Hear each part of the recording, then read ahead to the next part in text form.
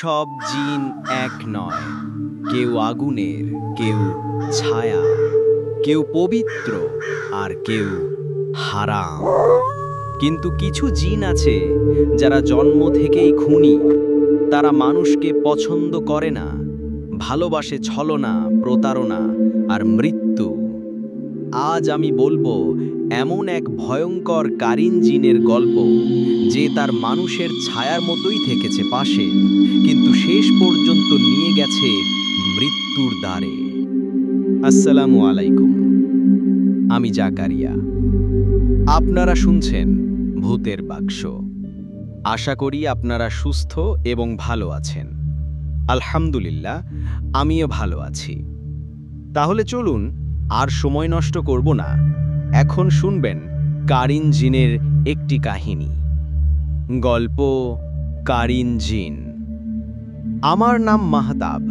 আমি ঢাকার বাইরে ব্রাহ্মণবাড়িয়ার এক ছোট্ট গ্রামে থাকি। ছোটবেলায় আমার মা প্রায়ই বলতেন, তোর একটা ছায়া তোর নিজের না রে, ওটা কারিন। আমি তখন বুঝতাম না, হাসতাম। কিন্তু আজ যখন আমি একা ঘরের মধ্যে বসে লিখছি, চারপাশে জানালা বন্ধ, দরজায় তালা, তবুও আমি জানি আমি একা না। ঘটনা শুরু হয়েছিল বছর 2 আগে। আমি ঢাকায় পড়াশোনা করতাম। একটা রাতে হঠাৎ ঘুমের মধ্যে দেখি আমি আয়নার সামনে দাঁড়িয়ে আছি, আর আমার আয়নার প্রতিবিম্ব আমাকে দেখছে না। ওটা আমার দিকে তাকাচ্ছে না, বরং ঘুরে অন্যদিকে তাকিয়ে আছে। ভয় পেয়ে ঘুম ভেঙে গেল। সেই রাত থেকেই আমার জীবনে শুরু হয় এক অদ্ভুত অধ্যায়। প্রতিদিন আমি নিজেকে আয়নায় একটু একটু করে বদলে যেতে দেখতাম। প্রথমে হাসি আলাদা, পরে চোখের পাতা কাঁপে না। শেষে দেখি আয়নার আমি আমার চেয়েও আগে নড়ছে। আমি ডাক্তার দেখাই, ওঝা দেখাই, কিন্তু কিছুতেই কিছু হয় না। একদিন আমার এক বন্ধু আসিফ বলল, তুই কারিন জিন সম্পর্কে শুনেছিস? প্রতিটি মানুষের সাথে একজন কারিন জিন জন্মায়। ওরা ছায়ার মতো আমাদের অনুসরণ করে, আর কেউ কেউ তাদের জাগিয়ে ফেলে ভুল করে। আমি জিজ্ঞাসা করলাম, তাহলে আমারটা কেন এমন করছে? আসিফ কাঁপা গলায় বলল, যদি কেউ বেশি আয়নায় তাকায় গভীরভাবে, তাহলে তার কারিন জেগে ওঠে। আমার মাথায় বাজ পড়ে।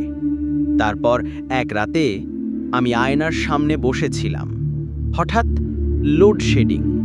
মোমবাতি জ্বালালাম, কিন্তু আয়নায় আমি নিজেকে দেখতে পেলাম না। শুধু একটা কালো ছায়া আমার চোখের দিকে তাকিয়ে আছে। আমি ঘুরে দাঁড়ালাম, পিছনে কেউ নেই। আয়নার দিকে তাকালাম, ছায়াটা আমার গলা টিপে ধরেছে। আমি আর্তনাদ করে চিৎকার করলাম, কিন্তু বাইরে থেকে তালাবদ্ধ দরজা কেউ খুলে দিল না। সেই রাতে আমি পড়ে যাই। সকালে প্রতিবেশীরা দরজা ভেঙে আমাকে অচেতন অবস্থায় পায়। শরীরে কোথাও আঁচড় নেই, কিন্তু গলায় ছিল আঙুলের দাগ স্পষ্টভাবে। তারপর আমি ফিরে আসি গ্রামে, মার কাছে। কিন্তু কিছুই থামেনি।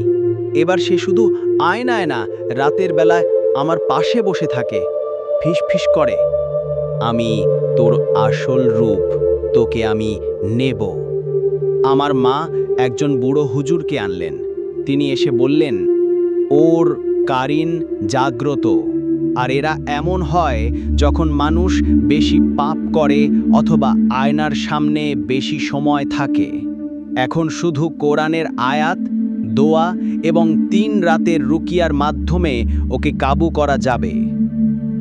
3 রাত সেই হুজুর ঘরে বসে সূরা বাকারা, আয়াতুল কুরসি ও সূরা জিন পড়ে রুকিয়া করতে থাকেন। প্রথম রাতে আমি শুধু কাঁপছিলাম। দ্বিতীয় রাতে আমার গলা দিয়ে ফিস ফিস আওয়াজ বের হচ্ছিল, হুবহু আমার গলার মতোই, কিন্তু আমি কিছু বলছিলাম না।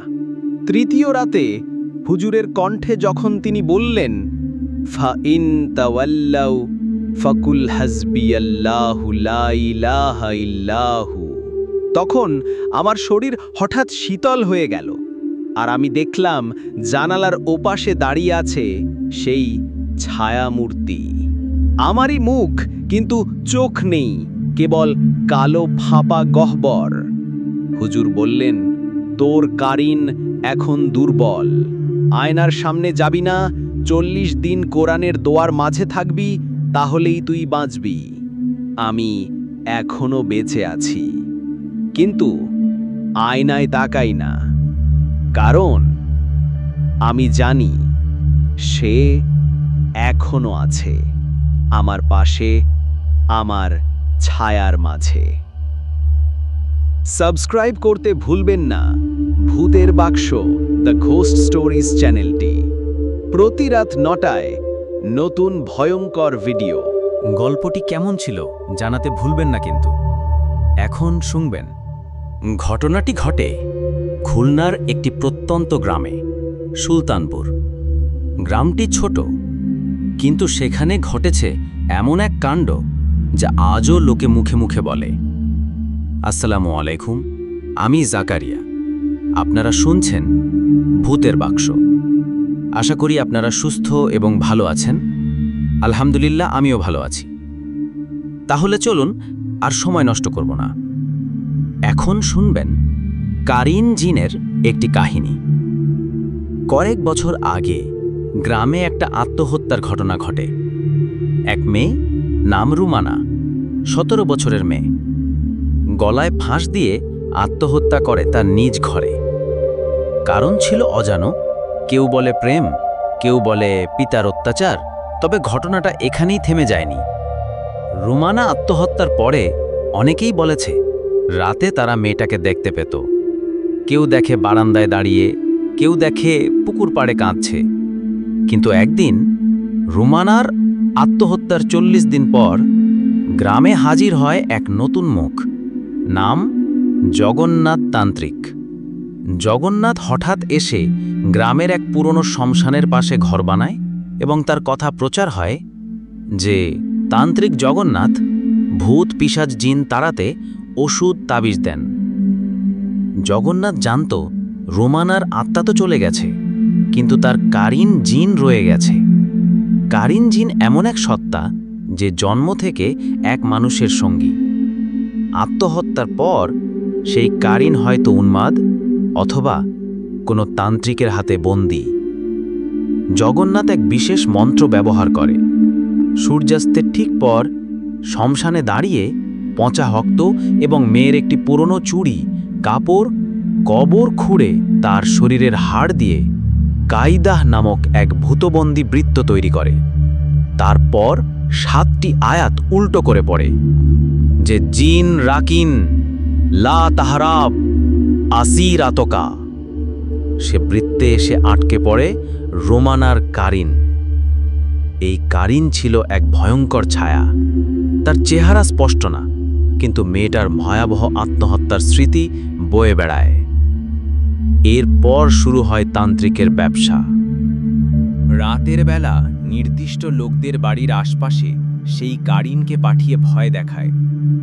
কেউ দেখে জানালায় চুল খোলা মেয়ে কাঁদছে, কেউ দেখে ঘরে অন্ধকারে কারো নিঃশ্বাস পড়ে, কেউ ঘুমের মধ্যে দেখে তার গলা চেপে ধরছে এক মেয়ে।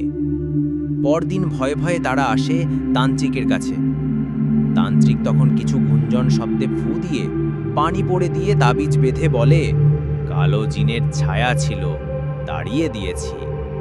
তারা বিশ্বাস করে, ভয় কেটে যায়। এভাবেই দিনে দিনে গ্রামের বহু লোক তার কাছে আসতে থাকে। কেউ তাকে ভয় পায়, কেউ উপাসনা করে। গ্রামে তখন ছিল এক মাদ্রাসা শিক্ষক, মাওলানা আমিরুল হক। তিনি একাধারে হাফেজ, তাফসিরবিদ এবং নিজে একজন রুহানি ব্যক্তি ছিলেন। তার কাছে ছিল 3টি আল্লাভীরু জিন, যারা কোরআনের আলোয় নিয়ন্ত্রিত। হুজুর ছিলেন নরম কিন্তু শক্তিশালী। এক রাতে তার ছোট মেয়ে 10 বছর বয়সী শারমিন হঠাৎ ঘুমের মধ্যে কাঁদতে থাকে। বলে, এক বুড়ো লোক আমাকে বলে তোর বাবার পাপ আছে, আমার কাছে আন তাকে। তারপর একটা মেয়ে আমার চুলে হাত দেয়।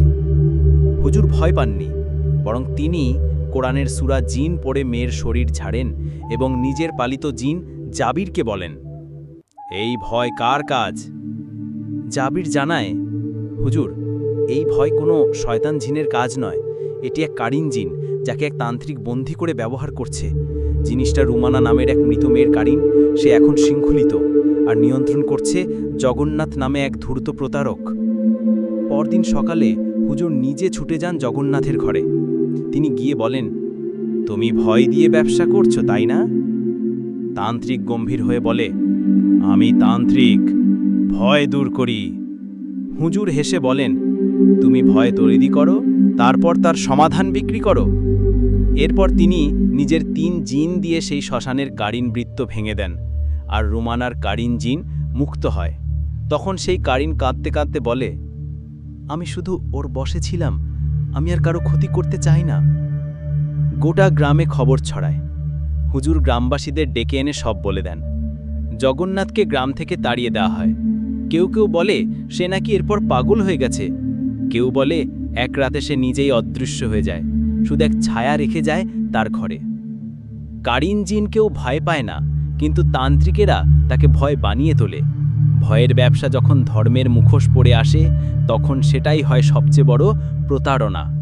হুজুরের কোরআনের জিন না থাকলে হয়তো সেই গ্রামটা আজও এক ছায়ার গ্রাম হয়ে থাকত। সাবস্ক্রাইব করতে ভুলবেন না ভূতের বাক্স দ্য ঘোস্ট স্টোরিজ চ্যানেলটি। প্রতি রাত 9টায় নতুন নতুন গল্প শুনতে পারবেন। আজ এই পর্যন্ত। আল্লাহ হাফেজ।